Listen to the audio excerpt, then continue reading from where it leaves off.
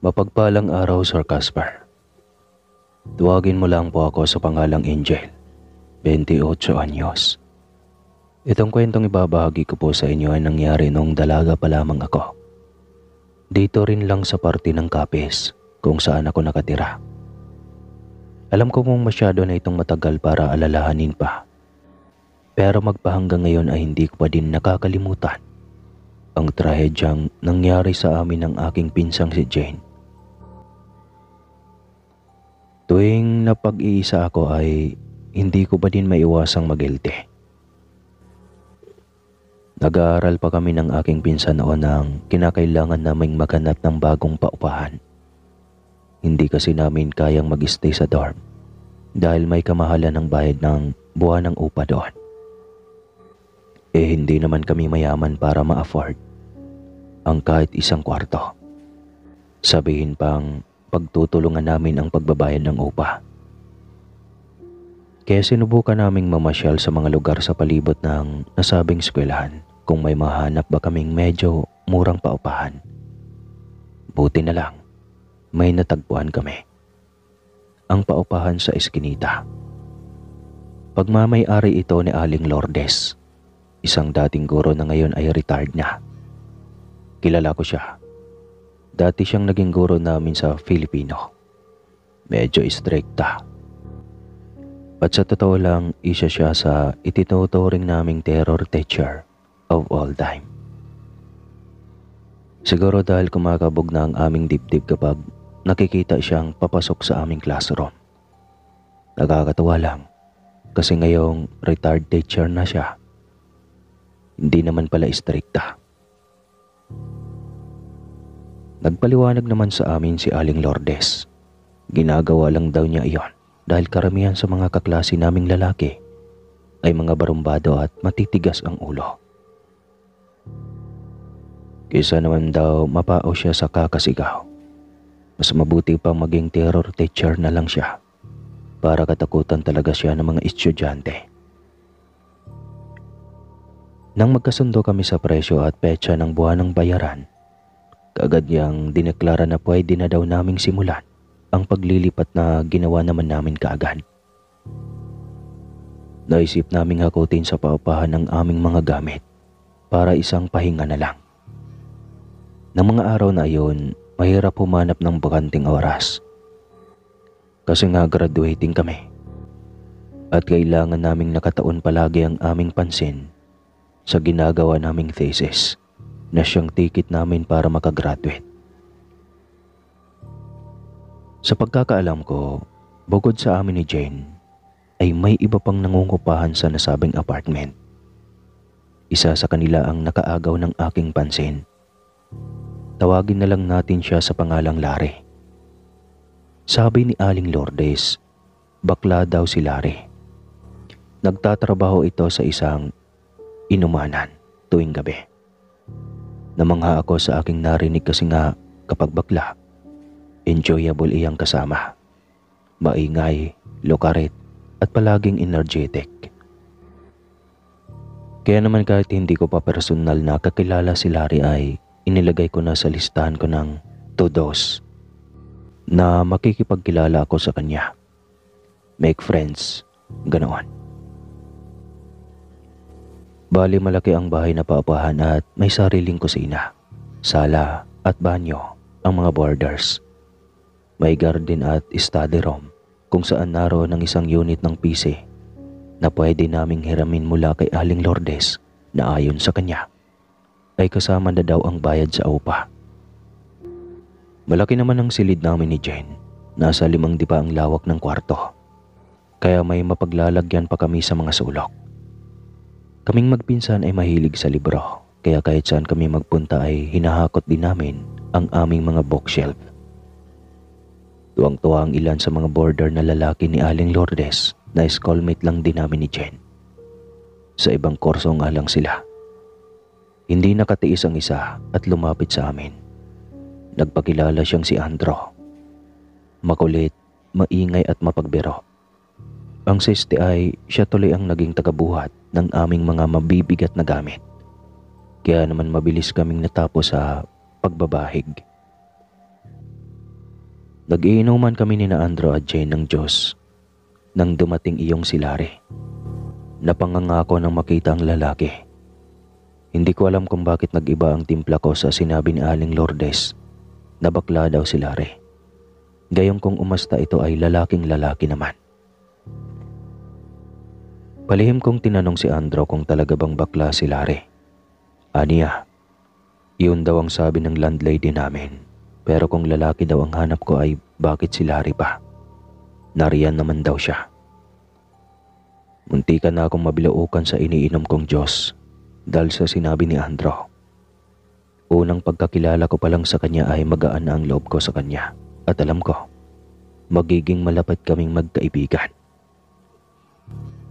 Gayunpaman, nananatiling alerto ang mga mata ko sa tuwing dumaraan si Larry. Hindi pala siya nakikipaghalubilo sa mga boarders kagaya niya. Iba siya sa mga baklang nakilala ko, though hindi ko pa naman siya nakitang kumilos ng ganoon. Kaya hindi pa talaga confirm kung bakla nga ba siya. Masyado siyang tahimik. Gayunpaman, nare-respeto ko ang kanyang ugali kung ganoon man siya. Marahil ay may pinagdadaanan lang. Naging maayos naman ang pagsi-stay namin ni Jane sa apartment. Kahit pa nang malaman ng aming mga classmates kung saan kami nangungupahan ay hindi na namin pinapansin ang kanilang mga patutsada. Sabi kasi ay iilang estudyante na daw ang nawawala sa apartment nang hindi na lumalabas. Ang huli ay ang nangyari sa isang high school student na anak ng mayaman. Hindi nga siya nawala pero natagpuan naman ang kanyang katawan sa loob ng kwarto niya. Wakwak ang dibdib at nawawala ang lamang loob. Para bang kinalkal ng isang aswang. Inis na umiwas tuloy ako sa kumpulan pagkatapos ko silang isa-isang batukan. Kinagabihan, nagpaalam sa akin si Jane na uuwi kina tita. Ginagawa niya iyon tuwing 3 times a week. Since may sakit si tita at schedule lang din ang pag-asikaso ni tito sa kanya dahil na din sa trabaho. Solong anak lang si Jane katulad ko kaya kailangan talaga personal niyang alagaan ang ina at huwag ipagkatiwala sa iba. Naiwan akong mag-isa sa kwarto kaya maaga pa lang nahiga na ako. Hindi ko naman inasahan na noong gabing iyon ay makakaranas pa pala ako ng dilob yung hindi ko akalaing mararanasan ko sa buong buhay ko. Banda alas 8 ng gabi nang basta nilang mag-brown out. Dahil wala akong kandila ay napamurang hinahanap ko ang aking flashlight tsaka kinapa ang side table. Malapit ko nang mahawakan ang flashlight nang magulat ako sa pagtunog ng doorknob na parang kinakalikot.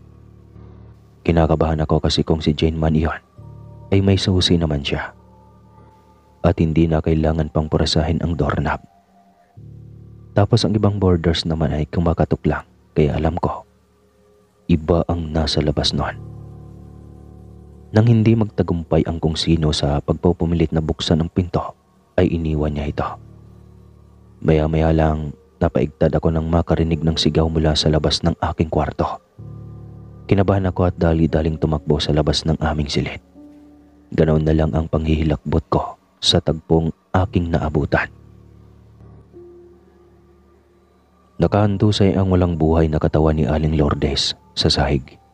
Wakwak ang tiyan at nawawala ang lamang loob nito. Nilapitan ko ang bangkay ng aming landlady at nanginginig na pumalahaw ng iyak. Hindi ko alam kung sino ang may gawa nito sa kanya dahil noong mga panahong iyon ay hindi pa uso ang kamera o CCTV sa lugar. Sinubukan kong tawagin sina Andrew o kahit sino na boarders para lang humingi ng tulong.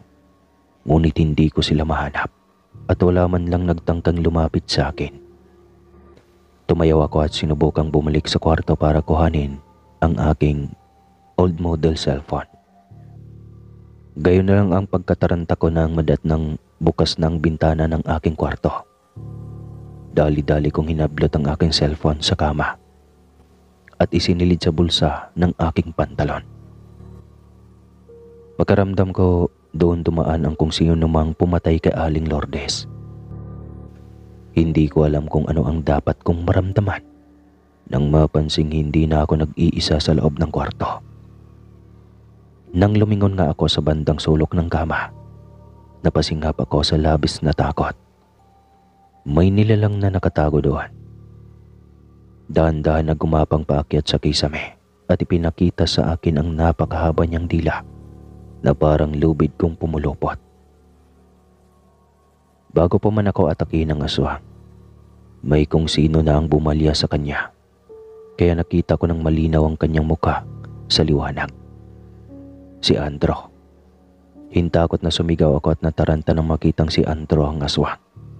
Pagkaramdam ko, niloko niya ako. Anong karapatan niyang lukuhin ako na siya ang aswang?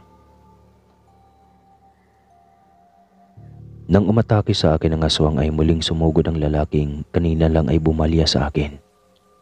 Si Larry. Kitang-kita ko kung paano magaling na makipaglaban si Larry sa aswang. Kabisado niya ang mga galaw at pag-atake nito. Kaya naman kahit bakla siya ay hindi ko maiwasang mamangha sa kanya. May bit-bit siyang buntot pagi na ginagamit niya para iwas-iwas sa aswang. Nagulat na lang ako nang pagkatapos siyang latiguhin ng aswang ay hinila niya ako palabas ng kwarto. Muling tumambad sa amin ang bangkay ng aming landlady. Lumingon sa akin si Larry sa labas. Sabay sabing umalis na daw kami sa paupahan. Hindi kami ligtas sa nasabing lugar. Si Andro ay nakita niya kung paano hawaan ng isa pa naming boarder na sa ngayon ay hindi na namin matatagpuan pa.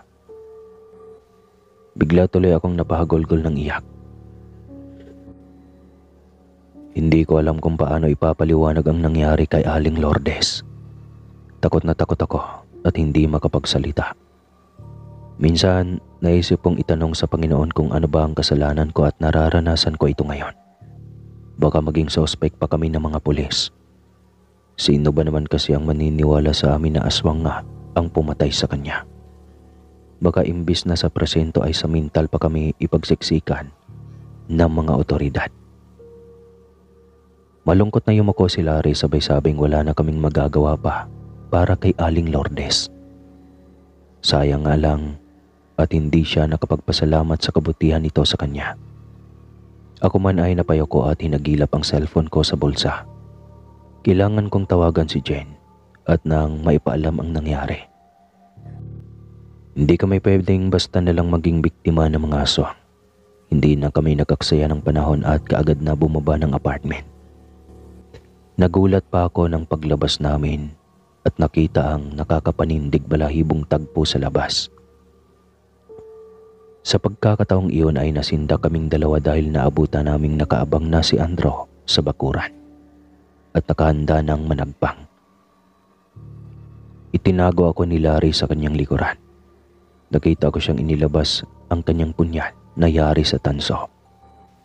Kaya lumakas na din ang loob ko.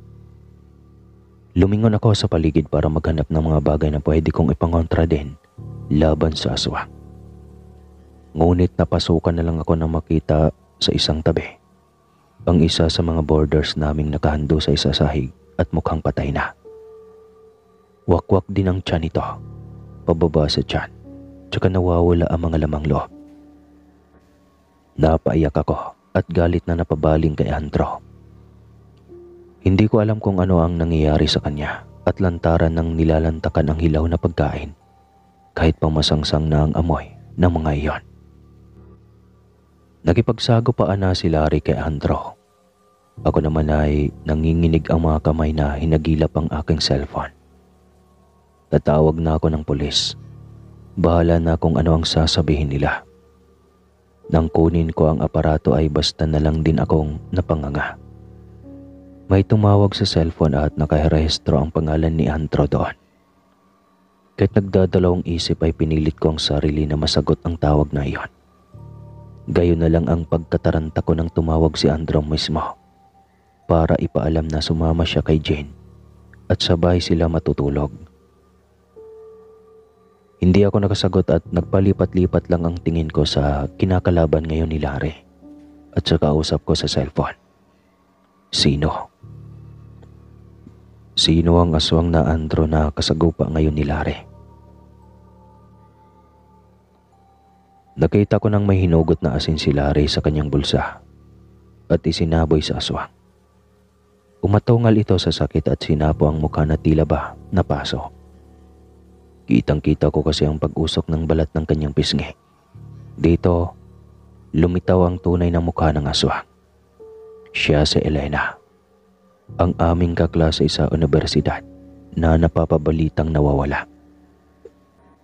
Gigil na sumugod siya sa amin, ngunit mabilis siyang naasikaso ni Larry. Marunong luminlang ng aswang si Larry kaya nagawa niyang mapatumba ang aswang. Hindi na ako nakapayok pa nang hilahin niya ako pabalik sa taas ng aming tinutuluyan. Akala ko makakaligtas na kami. Ngunit gayon na lang ang pagkakataranta ko nang makitang bumabangon si Aling Lourdes mula sa kanyang ikinabagsakan kanina. Ang walang buhay niyang katawan ay nagising at naging mabalasik, kasabay ang pagbabago niya ng anyo. Sabi sa akin ni Larry na wag daw akong magugulat. Ang ganong kakayahan ay taglay daw talaga ng aswang na berbalang. Sila ay pinaghalong aswang na mangkukulam.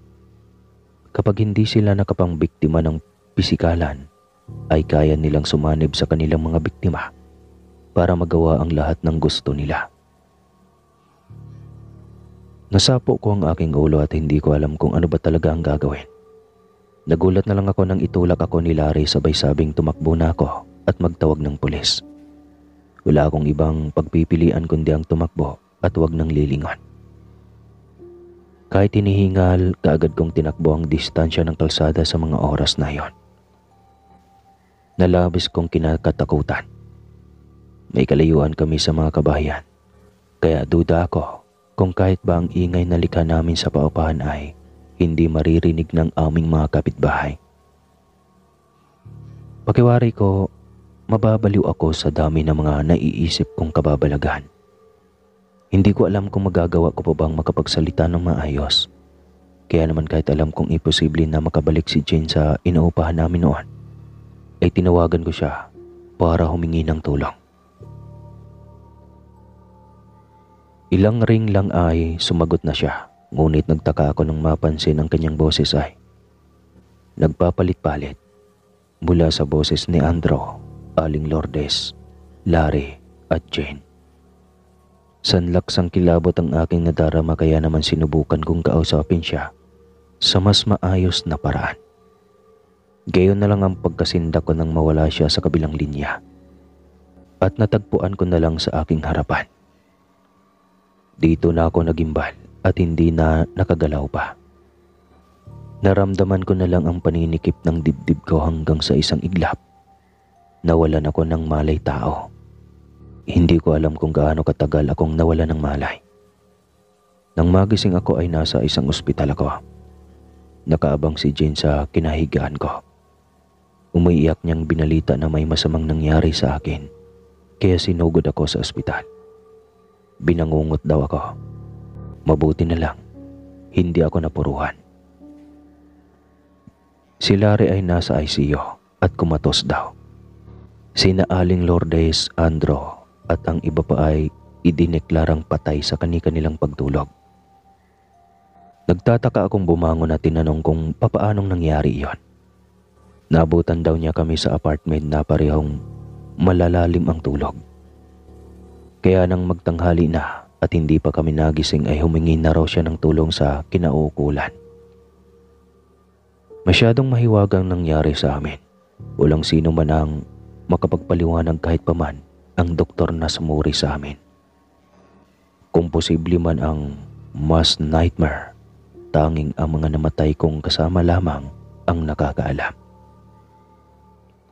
Ang ipinagtataka ko lang ay ang naging statement ng doktor matapos ayusin ang mga bangkay ng aking kasamahan.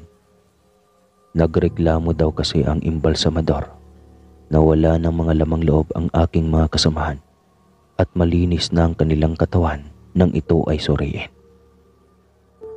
Hinayaan na lamang namin ang mga nangyari, pero alam ko talaga na hindi lang basta panaginip iyon. At alam ko rin na kagagawan iyon ng nasabing barbalang. Inatake kami ng tulog dahil iyon ang kanilang abilidad.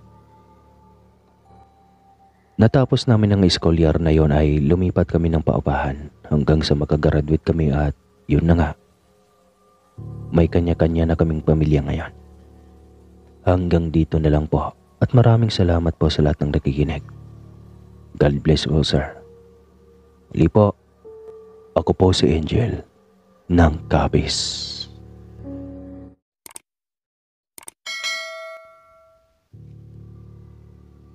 Mapagpalang araw, Sir Casper. Tawagin niyo na lamang po ako sa pangalang Ami. 38 anyos. Nakatira sa probinsya ng Capiz.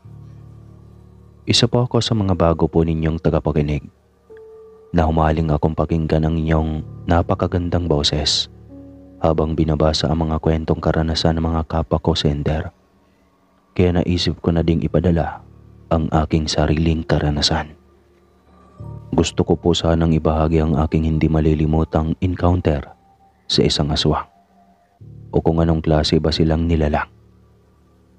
Siguro po kakaunti na lang ang naniniwala sa mga kagaya nila sa panahon ngayon. Dahil sa mga nagkalat na kwentong kababalaghan ngayon ay naiisip kong tayo rin lang naman ang nagbubuking sa mga aswang kung paano sila magagabi. Tapang lang talaga ang kulang sa atin para sila ay bumalik sa kanilang mga lungga at doon na manatili. Ang kwentong ibabahagi ko sa inyo ay nangyari noong 2007. Dito rin lang sa Capiz. Marami sa atin ang naniniwalang ang mga aswang ay magaling sa pagpapanggap. Kaya nilang manggaya ng muka o magpalit ng anyo para huwag nating dudahan. Pero sapat ba talaga ang rason kung ang gagayahin nila ay ang ating malalayong mga kamag-anak? Bale, mahilig po ako sa mga kwento kababalagan sa kabila ng aking pagiging batang 90s. Kaya natagpuan ko po itong inyong channel. Una itong binanggit sa akin ng aking anak na 13 anyos na ngayon. Kaya nang marinig ko ang nakakahumaling ninyong paraan ng pagsasalaysay, ay hindi na ako mapakali pa kapag hindi ko kayo nasusubaybayan. Nasusubaybayan ko na ang ilan sa inyong mga naipalabas na kwento. Kaya naisip ko ding lakasan na lang ang aking loob at isalaysay ang aking karanasan sa mga aswang noong ako ay nag-aaral pa lamang. Gusto ko pong maging isang buhay na halimbawa sa mga soki nating tagapakinig at maipaalam sa kanila na hindi lahat ng kunwari mabubuting tao sa ating paligid ay mapagkakatiwalaan. Minsan, sila pang dahilan kung bakit tayo napapahamak. Kasalanan na lang natin kung makipaglapit tayo sa mga taong hindi natin kilala. Swerte lang natin na hindi tayo naging katulad ng mga nasabing nilalang, na hindi man lang nila magawang lumabas sa umaga o magbilad sa araw. Kasi nga, nasusunog daw sila. Totoo ba yan? Hindi masama ang matakot. Minsan kailangan lang natin buksan ang ating isipan na kapag natakot naman tayo sa kanila, posibleng lumakas ang loob nila para sindakin tayo. Kasi iisipin nila, wala tayong laban sa kanila. Sabi ni Mama, ang pagkaaswang ay naipapasa din sa mga naiwang kaanak ng namatay. Nagsisilbi silang tagapagmana ng bertod at siyang papalit sa pwesto ng kanilang yumao at siya namang maghasik ng lagim. Kaya lang naisip ko, may pagkadelikado din pala ang nasabing nilalang na naging dahilan para maging magmatsyag sina Mama at Papa sa mga taong nakapalibot sa akin. Ayaw nilang makipag-kaibigan man lang ako sa mga taong kalaunan ay malalaman nila na aswang. Noong dalaga pa lamang ako, madalas akong gabihin ng uwi. Kahit estudyante ako at may pasok bukas. Nagagawa ko pang bumabad sa mga internet cafe para makapag-chat ng mga foreigner. Uso sa amin iyon dati dahil sabi nga nitong mga makukulit kong kaibigan, Ang mga taga-ibang bansa daw ay ang mag-aangat sa amin mula sa kahirapan. Nainganyo akong gumamit ng kompyuter. Kaya naman dito ko nakilala si Frank. Isa siyang half Filipino, half Germany. Pogi, matangkad at mayaman. Higit sa lahat, nakakatuwa siya kasi nagsasalita siya ng Tagalog. Naisip ko nga, kung sakaling maging kasintahan kami ay sisiguraduhin kong wala na talagang bawian. Mabait si Frank at masayang kausap. Ito ang dahilan kung bakit sa maikling panahong nagkakilala kami ay nagpaunlak kaagad ako nang sabihin niyang nais na niya akong makita in person. Kinikilig pa ako habang kinakwento sa kaibigan kong si Lina ang tungkol sa lalaki. Ang sabi niya, naka-jackpot daw ako. Malamang maayos ang magiging future ko kapag nagkatuluyan kami ni Frank. Hanggang sa dumating ang araw noon, nagkita kami sa plaza dito sa Capiz. Kung gwapo si Frank sa picture, ay mas gwapo pa pala siya sa personal. Makalaglag panty mga day.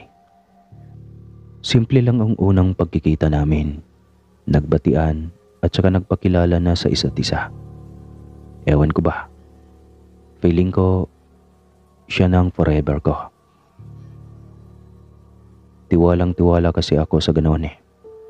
Kahit pa sabihin wala akong experience para maging kasintahan, ay hindi naman yun basihan para ikatatagal at ikatitibay ng relationship ng isang couple.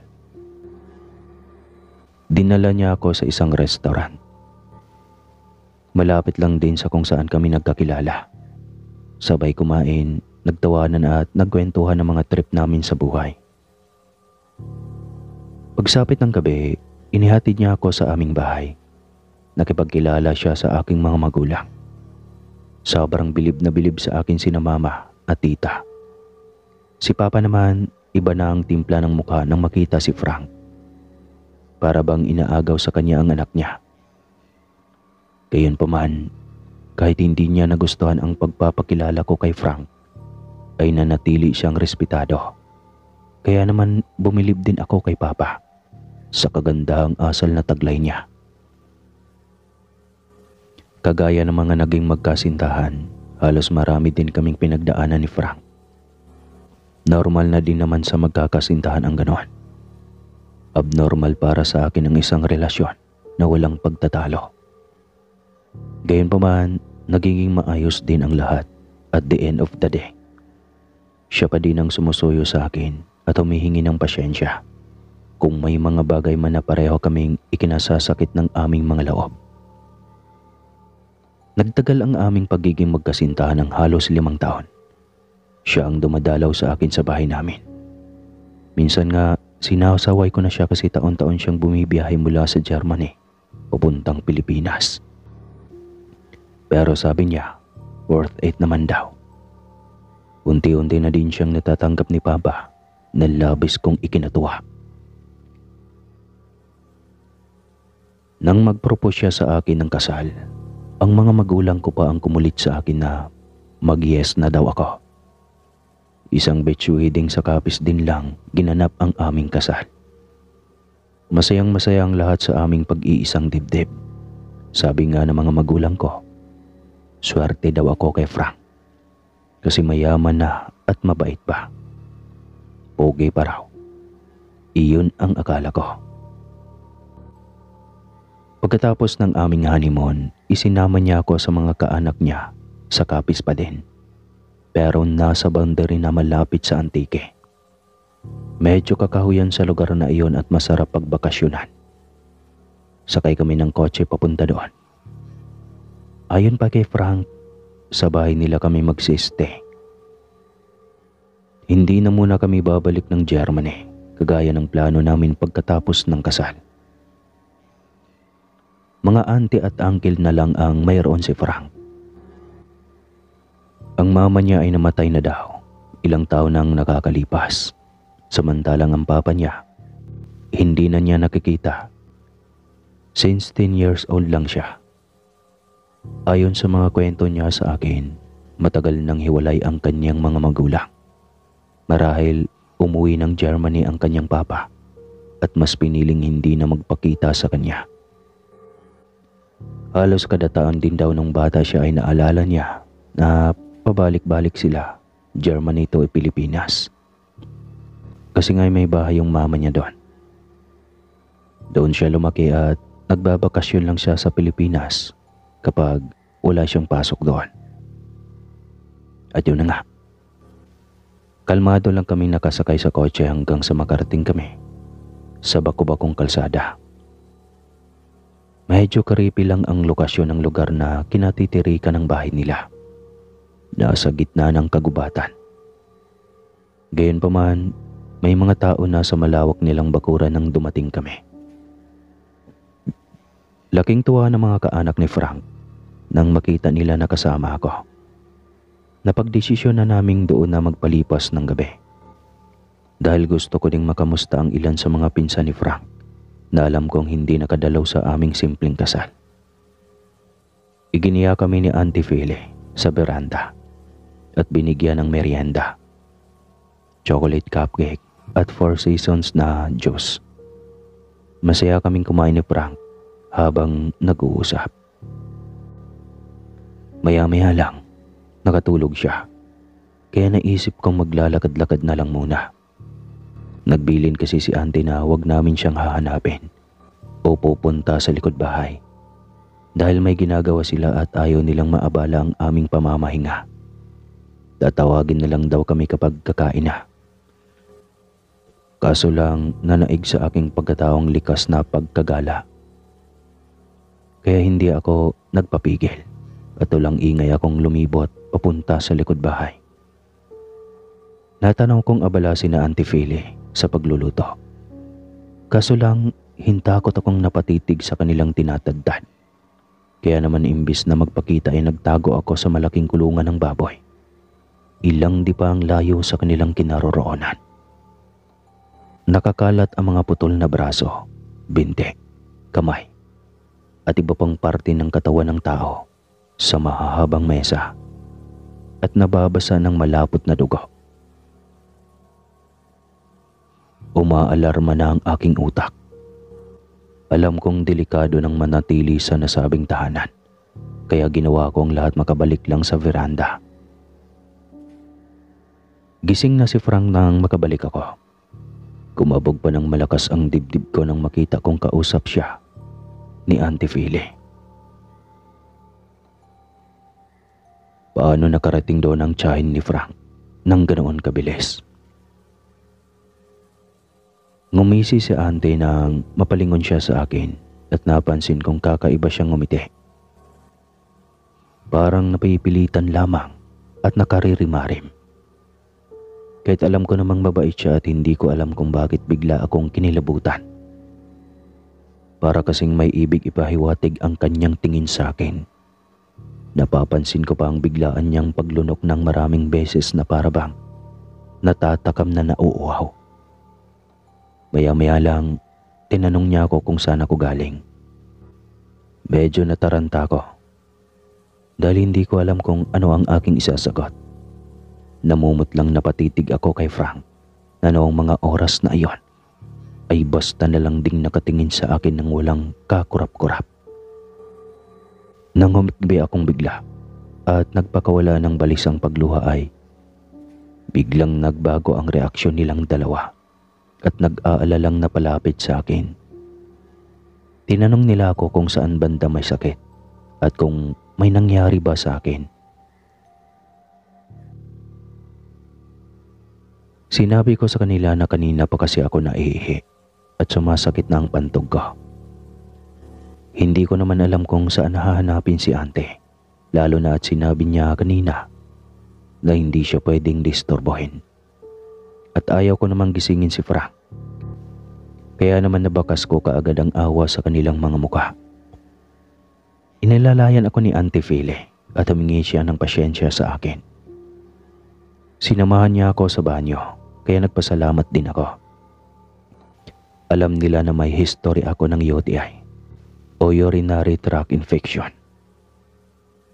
kaya hindi ako pwedeng magtiis na wag umihi. Umalis si ante at sinabi niya na babalik sa kanyang ginagawa. Kung may kailangan ako ay pwede ko daw lapitan si Frank, kaya naman isang malakas na oo ang isinagot ko.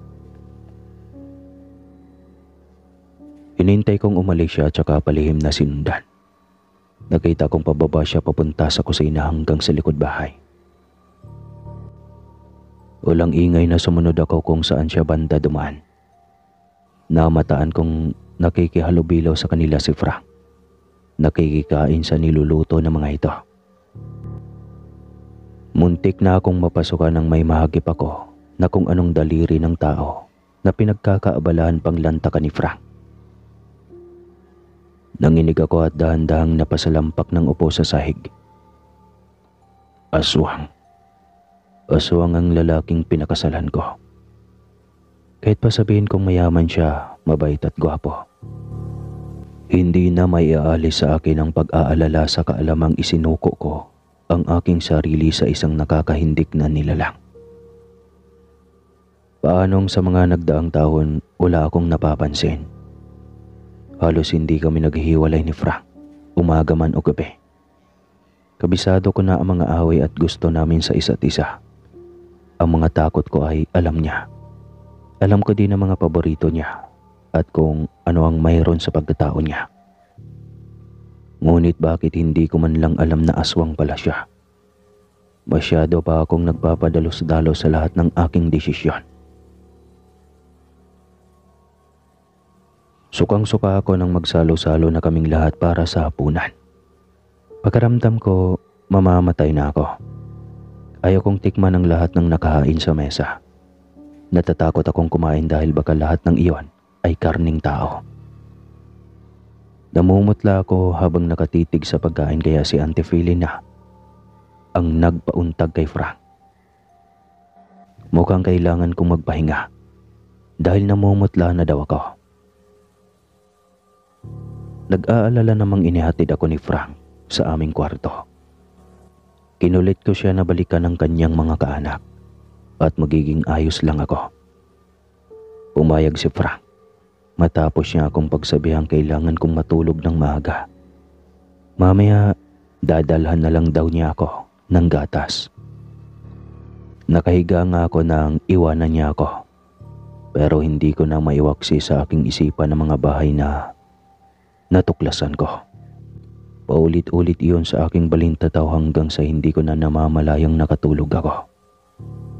Pasado 12:00 nang muli akong magising.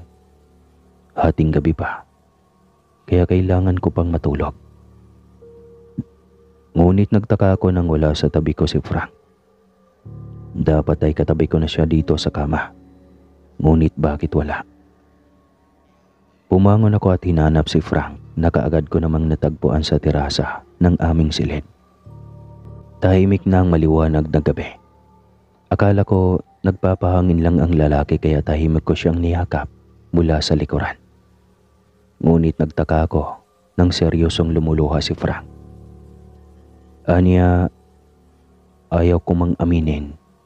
Alam niyang may natuklasan akong pagkatao ng kanyang pamilya. Hindi niya daw ako masisisi kung matatakot ako. Napayuko ako at inaalala ang mga nakita ko kanina. Sa mahinang boses, tinanong ko siya kung totoo ba. Humarap sa akin si Frank at pumikit na para bang nagko-concentrate. Sabi niya ilang beses na niyang tinangkang sabihin sa akin ang totoo. Pero pinapangunahan siya ng takot. Masyado na daw niya akong mahal para tanggapin pa na mawawala ako sa kanya. Kaya nag-iyakan kaming dalawa. Kitang-kita ko sa dalawa kong mata kung paano siya nagbago ng anyo. Ang kanyang maamong mukha at pati punong katawan ay nag-transform.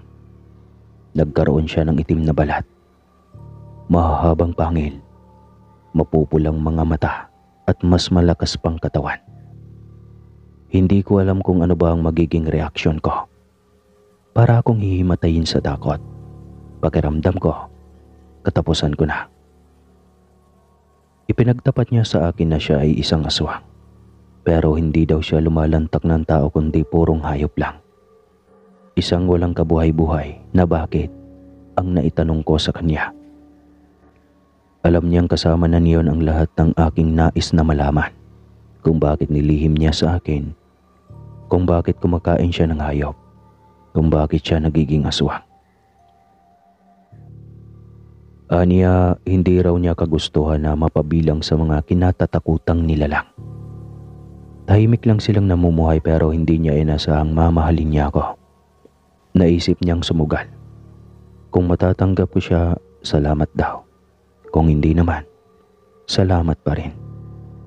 Wala naman daw siyang intensyong masama sa akin kasi mahal niya ako. Higit sa lahat, masaya siya na minahal ko. Umaagos ang luha ko ng mga oras na iyon. Wala akong ibang hiniling kundi ang simpleng buhay kasama siya. Kaya kahit alam kong kahibangan ay mahigpit ko siyang niyakap at sinabing hindi ko kayang mawala si Frank. Kaya lang may hangganan din ang mga aswang depende sa kapalarang nakaatang sa kanila. May mga panahon talaga na nawawala sila sa sarili dahil kontrolado sila ng halimaw nilang pagkatao. Minsan siyang nakasagupwa ng isang mangangaso. Napuruhan siya at umuwing sugatan. Buntis na ako sa aming anak noon, ngunit hindi siya nabuhay. Nang sa lalabas na ang bertod sa kanyang bibig para tanggapin ang pamanang iyon ay pinigilan niya ang sarili. Anya, hindi niya kayang isakripisyo ang aking buhay dahil lang sa lahing mayroon siya. Ito ang minana niya galing sa ina na hindi naman matanggap ng kanyang ama kaya sila iniwan. Ayaw niyang magdusa ako hanggang sa aking kamatayan kaya hindi ito pinasa sa akin. Sa madaling sabi, pumanaw si Frank na hindi na ipapasa sa amin ang kanyang pagkaswang. Ipiniliwanag ko ito sa kanyang mga kaanak na tahimik namang tinanggap ang nangyari.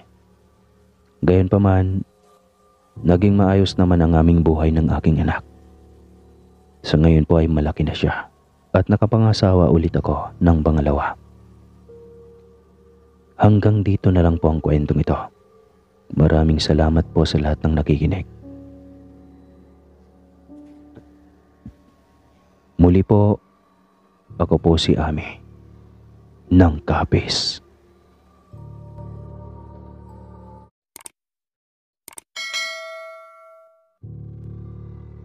Mapagpalang araw, Sir Caspar.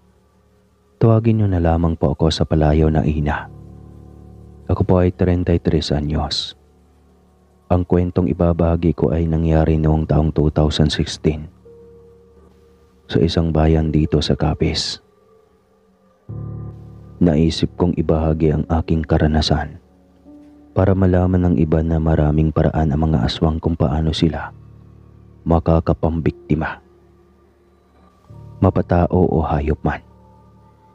Marami silang modus para wag mahalatang sila ay mga nilalang na nilikha sa dilim. Oo nga po pala, isa ako sa mga bago ninyong subscriber, sir. Nakahiligan ko na ang makinig sa inyong mga ibinabahaging kwento at palagi akong nag-aabang ng mga bagong uploads. Marami po kaming fans mo dito sa Capiz. Nahihiya lang pong magpakilala ang iba. Isa po akong babaeng abala sa trabaho. Halos wala naman akong panahon sa sarili kaya naman madalas akong gabihin sa daan. Kahit sa totoo lang ay pagod na ako. Pati nga pamilya ko ay napagsasabihan na ako dahil sa dami ng isyu ko patungkol sa mga pag-uwi ko ng 10 oras ng gabi. Kailan lang nang maisipan kong magbakasyon at iyon ay nang mapagbigyan ni boss ang aking 1-month leave.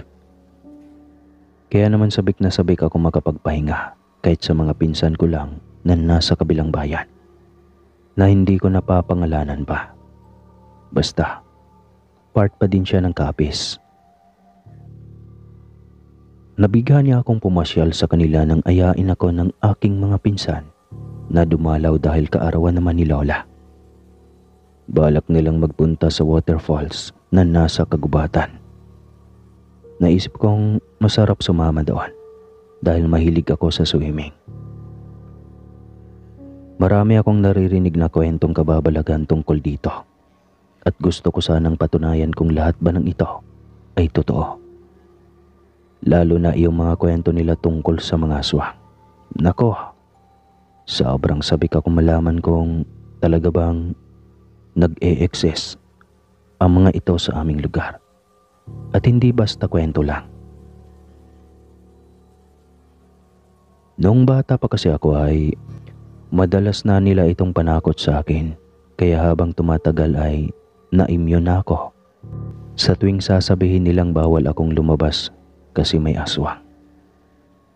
Feeling ko sila ang nagiging aswang dahil sa kakapanakot nila sa akin. Sina Lola ay nasa dulong baryo pa, pero baliwala naman sa akin ang layo, lalo na't sanay na ako sa mahabang biyahe. Sa lugar na ito, maraming napabalitang may mga kwentong aswang na napapagawi lalo na sa mga pastuhan. Malapad kasi ang patag na probinsya dito sa amin, kaya tinatawag nilang may airport na lapagan ng mga aswang sa pastuhan. At yun nga, nang makarating ako sa may malaking baryo na iyon, ay sinalubong kami ni na Lola at ng aking mga pinsan. Sobrang tuwa nila nang makita ako. Biro pa ng pinsan kong si Jolie. Akala nila talagang sa trabaho na lamang ako magpapakasal. Tinawanan ko lang sila at sinabing masyado kasing busy at ibinaling sa ibang topic ang usapan. Sa takot na baka matanong na naman nila ako kung bakit wala pa akong kasintahan magpahanggang noon. Nahihiya akong aminin iyon maski sa aking sarili. Hindi magkandamayaw ang aming mga kamustahan. Mahabang oras kaming nagbatian at nagkantsawan hanggang sa makapagdesisyonan ni Jolly na ihatid niya ako sa aking magiging kwarto. Naalala kong ibigay kay Lola ang aking regalo. Kaya bago pa man ako tuluyang mahiga, ay muli akong lumabas ng kwarto at hinanap ang matanda. Nadatnan ko sila sa likod bahay habang nagpaplano kung ano ang una nilang lulutuin. Bisperas pa naman ang kaarawan ni Lola kaya masasabi kong maaga pa para ibigay ang aking regalo. Kaso lang ay ayaw ko sa spoiler, kaya kapag may regalo ako ay ayaw ko nang pinatatagal pa ang pagbibigay. Napagalaman kong magkakatay sila ng kambing at baboy para sa handaan bukas. Kaya gayon na lang ako ka-excite. Mahilig ako sa pochero, kaya alam ko mabubusog ako ng todo-todo kinabukasan. Maraming darating na bisita si Lola. Karamihan ay aking mga tita at maging sina Mama. Natutuwa din naman ako pero mas walang paglagyan ang pagnanais kong makapunta kaagad sa talon, sa likurang bahagi ng kagubatan. Ikunento ko kay Lola na balak kong magpunta sa talon bukas ng tanghali. Napamulagat siya at marahas na umiling. Tinanong ko siya kung anong problema, bakit naging seryoso siya bigla sa akin. Napuno na ako ng paalala na huwag lalabas nang ako lang mag-isa. Kailangan kong isama ang kahit sino sa pinsan ko o kahit si Jolie. Bawal akong gumala at masigit pa sa lahat ay bawal daw akong magpunta sa talon, lalo na at sa hapon ko pa naisip na umalis. Hindi ko naman maintindihan kung bakit gayon na lang kung makapigil si Lola. Alam ko naman kung paano ingatan ang sarili ko. Isa pa, kaya kong makipaglaban ng mano-mano dahil dati akong isang taekwondo student. Sa madaling salita, kaya kong ingatan at ipagtanggol ang sarili ko. Tahimik na lang akong tumango pero bala ko talagang umalis bukas ng tanghali. Kinaumagahan, naging abala ang lahat sa kaarawan ni Lola. Maraming handa at marami ding bisita. Sina Mama ay nagsama pa talaga ng mga kakilala. Kaya naman mas naging memorable ang kaarawan ng aking abuela. Gayunpaman, hindi ito naging dahilan para magpapigil ako sa mga bagay na gusto ko. Sinamantala ko ang pagkaabala ng lahat habang nagmadali ako sa pagbihis. Si Julie lang ang isasama ko at nakapagplano na kami kagabi pa. Nang mati akong wala nang makakapansin sa akin ay tsaka ako nagmadali sa pag-alis ng bahay ni Lola. Tinalunton ko ang makipot na daang iyon hanggang sa mapansin kong tinataha ko na ang landas papunta sa kagubatan. Usapan namin ni Julie sa may puno ng akasya ko siya hintahin habang naghahanap din siya ng pagkakataong makatakas mula kina tito at tita. Habang naghihintay ay napakunot-no ako. May natanaw kasi akong malawak na patag sa di kalayuan na dati ay wala naman doon. Nainganyo akong tignan at nagulat sa pagkamangha nang makita ang malawak na kapatagang puno ng bulaklak ng merasol. Hindi ko maiwasang mapatitig ng may paghanga sa kabuuan ng lugar. Tila ako nasa ibang bansa sa ganda ng aking nakikita. Kaya naman nakalimutan ko ang usapan namin ni Julie at mas pinili kong maglakad-lakad sa malawak na bulaklakan. Hindi ko na alam kung gaano ako katagal doon. Napakunot noon na lang kasi talaga ako nang mapansing napapalibutan na ako ng mga bulaklak at nawala na ang daan kung saan ako pumasok kanina. Imbis na matakot ay natuwa pa ako dahil sa taglay na kagandahan ng mga merasol ay napakahirap nitong balawalain. Tuwing pumipitas ako ng ilang bulaklak tsaka kinukuhanan pa ito na mga kung ano-ano. Pagkaramdam ko tuloy ay parang prinsesa ako. Hindi ko na namalayan ng oras. Dapit hapon na nang maisipan kong bumalik sa puno ng akasya na dapat ay paghihintayan ko kay Julie. Malamang hinahanap na ako ni na Lola ngayon. Pero mamaya na ako magpapahinga para naman magawa kong i-enjoy ang paliligo mamaya. Nagtaka ako ng ilang oras na akong naghihintay ay hindi dumating si Julie. Sinubukan ko siyang i-text pero wala namang signal. Bigla akong nag-alala sabay pihit pabalik ngunit napakunot-no ako nang may matanaw na usok sa di kalayuan. Kaya naisip kong pumunta para tignan kung ano bang mayroon doon. Umaasa ako na nauna na si Julie at pinaprank lang ako. Sa edad nga naman namin ay mahilig pang manloko itong si Julie. Kaya minsan hindi ako kampante sa mga galawan niya. Ilang sandali na akong naglalakad hanggang sa humantong ako sa isang malait na kubo sa gitna ng kagubatan. Manghang nilibot ko ng tingin ang paligid. Hindi ko alam na may nakatira pala sa lugar na iyon. Base sa itsura ng bahay ay hindi naman ito abandonado. Kaya hindi na din ako nagtangka pang pumasok sa loob. Baka kasi nariyan ang tagabahay at baka pagbintangan pa akong magnanakaw. Kahit hindi naman talaga ako ganong klaseng tao. Muli akong napalingon sa buong paligid at kinabahan. Nag-alala ako nang makalimutan ko kung saan banda ba ako dumaan. Bigla akong nalito sa dami ng punong nakapalibot sa kinatatayuan ko. Nagpunta na lang ako sa maliit na kubo. Tahimik ngunit may kumukulong kung ano sa loob. Marahil ay nagluluto ang kung sino man ang nakatira doon. Malinis ang paligid at mukhang maayos na naaalagaan ang mga halaman. Maya-maya pa, nahinto ako sa ginawa kong pagsuyod sa buong bakuran nang may magsalita sa likuran ko. Isang matandang babae ang nalingunan ko. Sa tansya ko ay kaedad lang ito ng aking lola. Umatras ako nang magtanong siya kung sino ako. Sinabay ko ang totoo, ngunit ang sabihin ko sa kanya na naligaw ako.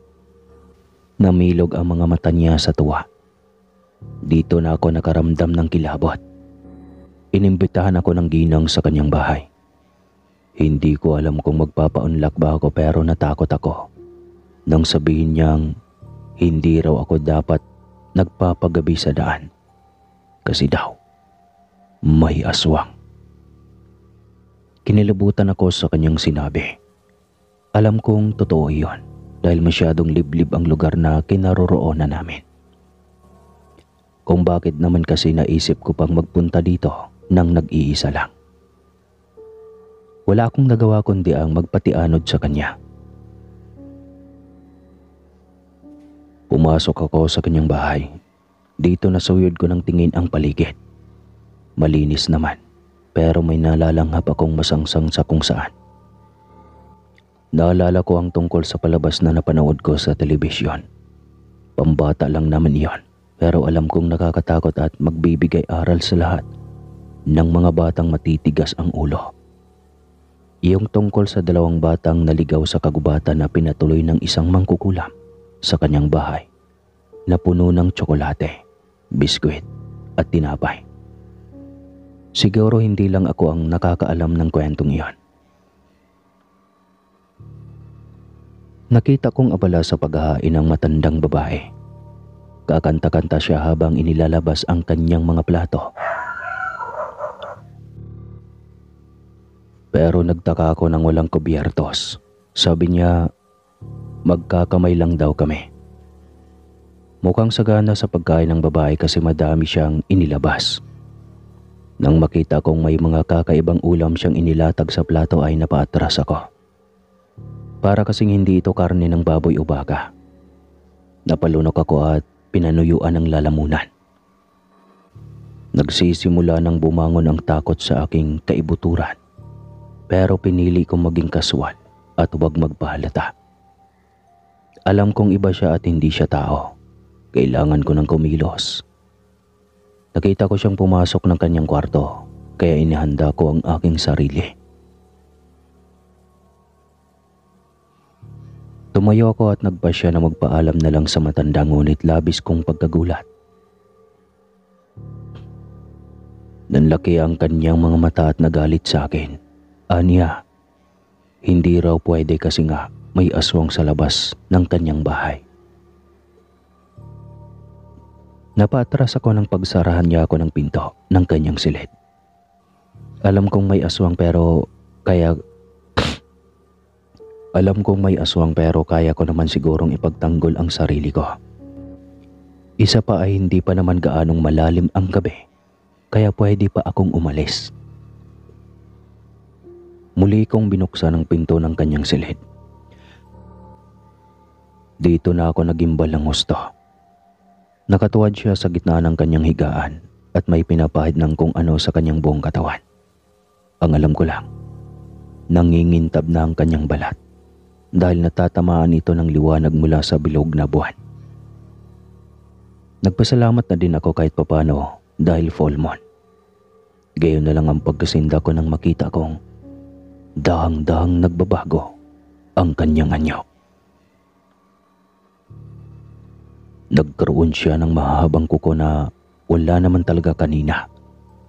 Ang kanyang labi ay nangitim at naging iba ang aura ng kanyang muka. Bumangis siya at tila ba natatakam na tumingala siya sa langit at nasinagan siya ng liwanag ng buwan. Sa isang iglap, ang kanyang anyong tao ay hindi ko na makita sa kanyang mukha ngayon. Sumingasing siya na para bang isang mabangis na hayop at inamoy ang paligid. Otomatiko namang napayakap ako sa aking sarili. Aswang. Siya ang aswang na dapat kong katakutan. Nanginginig na naghanap ako ng pwede kong ipangontra sa kanya. Hanggang sa mamatahan ko ang isang itak sa kanyang may kahabaang mesa. Wala na akong pakialam kung ginamit niya iyon sa tao. Sa mga taong nauna niyang biniktima bago ako. Muli, nagpaalam ako sa kanya kahit nakikita ko na ang pagbabago niya ng anyo. Mahina akong nagpaalam. Ngunit basta na lang nanlilisik ang mga mata niyang humarap sa akin. Sa kapasinghal na sinabing hindi nga ako pwedeng umalis dahil may aswang sa labas. Mauunahan siya sa paglantak sa akin. Nangilabot ako sa kanyang sinabi. Hindi na ako nag-aksaya pa ng panahon at kumaripas na ng takbo palayo sa kanyang tahanan. Ngayon pa lang ay nagsisisi na ako sa padalos-dalos kong desisyon. Sana pala nakinig ako sa aking abuela. Sana pala hinintay ko si Jolie. Sindak akong napasigaw nang makitang balak akong habulin ng aswang na kinakatakutan ko. Tumagaktak ang pawis ko habang nanlalamig ang mga kamay kong tumatakbo. Walang katapusan na yata ang kakahuyang ito na wala man lang akong nakikitang palatandaan palabas sa lugar na iyon. Gusto kong bumunghalit ng iyak na parang isang binabaeng naputulan ng buntot. Naririnig ko sa mga kwento kung paano nilalantakan at kinukonsumo ng mga aswang ang kanilang biktima. Hindi mawala-wala sa aking isipan kung paano butasin ng matatalim nilang kuko ang dibdib ng bawat nahuli nilang tao. Nahinto lang ako sa mabaliw-baliw kong pagtakbo nang mapatid ako ng isang nakahambalang na ugat ng kahoy sa daan. Malakas akong napangudngod, dahilan para mabagok ako sa batuhan sa mismong aking kinabagsakan. Hindi ko na alam kung mabubuhay pa ba ako pagkatapos ng nangyari sa akin dahil nahilo ako sa lakas ng pagkakabagok ng aking ulo. Nang sinapo ko ang aking noo ay hintakot akong napaatras nang makitang dumudugo ito. Nataranta ako at nagsisigaw. Humingi ng tulong lalo na tila naging dalawa na ang aking paningin. Hindi ko na alam kung ano ba ang dapat kong mararamdaman habang iniisip kong ngayon na ba ang aking katapusan. Tingin ko nga ay hanggang doon na lang talaga ako dahil may naririnig akong ingay ng mga taong nagsisigawan kahit wala naman akong natatanaw. Tapos namataan ko pa ang aswang na kahit sana nalabo kong paningin ay saksi ako ng dahang-dahang lumapit sa akin hanggang sa hindi ko namamalayang bumagsak ako at nawala na ng malay tao. Nang magising ako ay nasa isang kama ako. May benda at maraming galos. Nilibot ko ng tingin ang paligid at napaiyak nang makitang nasa pamilyar na lugar na ako. Nasa bahay ni na Lola. Napalingon ako sa pinto nang bumukas ito at pumasok si Julie. Bakas sa namamaga niyang mga mata ang labis na pag-aalala. Maya-maya lang ay nagmamadali siyang yumakap sa akin nang makita niya akong gising na. Ilang beses siyang humingi ng sorry sa akin, kaya nag-iyakan kami pareho. Sabi niya buti na lang daw ay naabutan nila ako na muntikan ng mapatay ng aswang. Nataranta kasi siya nang maiwanan ko ang suot na bracelet sa paanan ng akasya, kaya akala nila binihag na ako ng aswang.